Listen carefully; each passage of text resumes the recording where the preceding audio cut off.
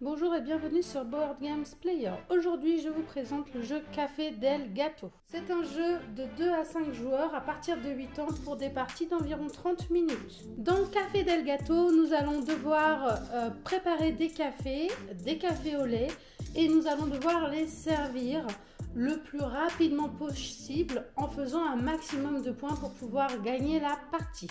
Donc nous commençons par la partie par désigner le premier joueur grâce au jeton premier joueur. Le premier joueur est désigné par rapport à celui qui a bu un café le plus récemment possible. Donc là on va dire que c'est moi le premier joueur. Je pose le jeton à côté de moi, comme ça tout le monde sait que c'est moi qui commence la partie. À savoir que là, quand la partie sera terminée, c'est quand un joueur aura servi tous ses cafés. Et donc à partir du premier joueur, nous allons regarder que tout le monde ait pu jouer le même nombre de tours. Donc si c'est moi qui arrête la partie, tout le monde jouera une fois après moi. Par contre, si c'est mon voisin de gauche, il n'y aura que mon voisin de droite qui pourra jouer une fois. Je ne pourrai pas rejouer une fois. Donc la partie commence. Nous avons 3 possibilités d'action et nous pouvons en faire qu'une par tour. Donc nous avons la possibilité de prendre 2 jetons lors de notre tour de jeu et notre tour est fini.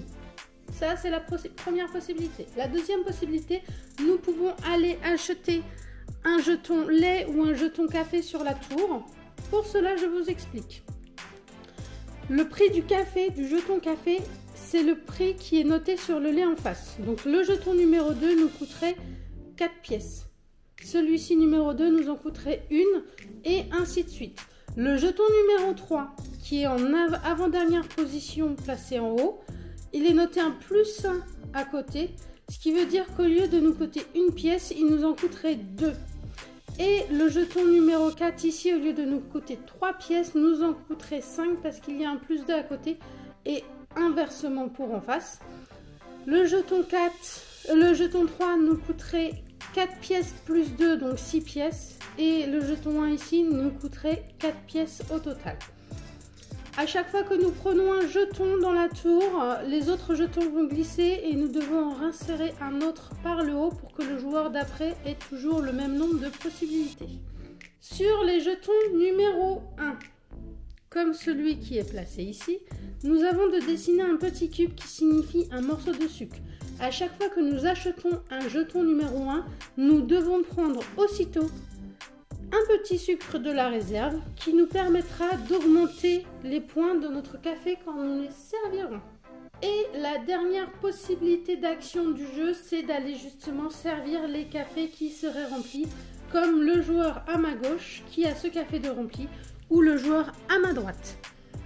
Donc, on peut servir les cafés au moment où nous le désirons. Nous ne sommes pas obligés de le faire quand nous avons un café de rempli. Nous pouvons très bien attendre que nous ayons 2 ou 3 tasses de rempli pour aller les servir, les 2 ou 3 tasses en même temps et donc perdre moins de tours de jeu. Mais attention à la stratégie, nous avons devant les points de chaque café. Et si nous sommes plusieurs à compléter le même café avec le même nombre de points, il faudra faire attention qu'il ne nous passe pas sous le nez justement. Je vous fais une démonstration. Le joueur de gauche veut aller servir son café. Il est noté ici 4 points. Le 4 dans sa zone de café n'existe pas, il aura donc accès qu'aux 3 points. Cependant, il a 2 morceaux de sucre, donc il pourrait en rajouter un pour augmenter la valeur de son café et prendre le 5 points. Ce qu'il va faire, nous allons défausser ces cubes ici. Le cube au sucre retourne dans la réserve et il pose le numéro 5 ici. Attention, il faut faire attention aux motifs sur nos jetons. Si nous avons des identiques dans la tasse, elles nous rapporteront plus de pièces. Il suffit de regarder notre petit rappel. Donc ici, nous avons servi une tasse comme ça et nous avions le même motif, donc un motif. Nous gagnons 3 pièces quand nous servons ce café. Les pièces ne nous rapportent pas de points de victoire. Ils servent seulement à pouvoir acheter du café ou du lait. Cependant, à la fin de la partie, en cas d'égalité, c'est celui qui aura le plus de pièces qui sera déclaré vainqueur. Donc, il y a quand même un intérêt à avoir des pièces en cas d'égalité. Maintenant que ce joueur a servi ce café, plus personne n'a accès au numéro 5 car il n'y en avait qu'un.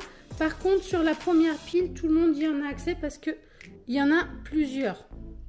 Mais pour les chiffres les plus gros, voilà, il faut être vraiment le premier à essayer d'aller servir son café pour pouvoir avoir le chiffre que nous voulons. Si le joueur n'avait pas voulu mettre son morceau de sucre, il avait 4 points dessus.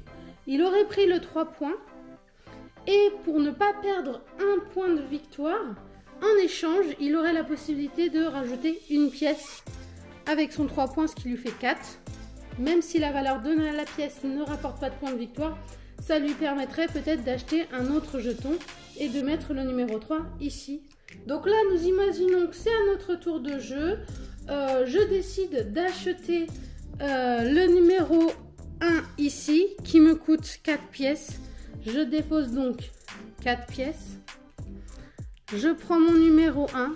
Comme il a un petit cube de dessiné, je prends mon morceau de sucre que je pose dans ma réserve. Et mon lait, il va falloir que je le pose dans une tasse.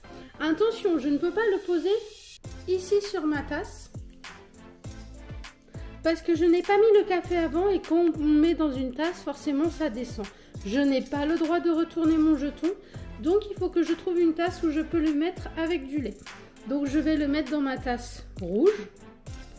Parce que j'avais déjà un café en dessous et que là il me faut du lait. Et en plus, les symboles sont identiques, ce qui me rapporterait plusieurs pièces.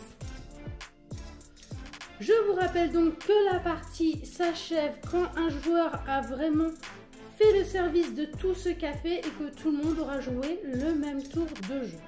J'espère que vous avez apprécié cette vidéo. N'oubliez pas de vous abonner et de poser les questions si vous en avez.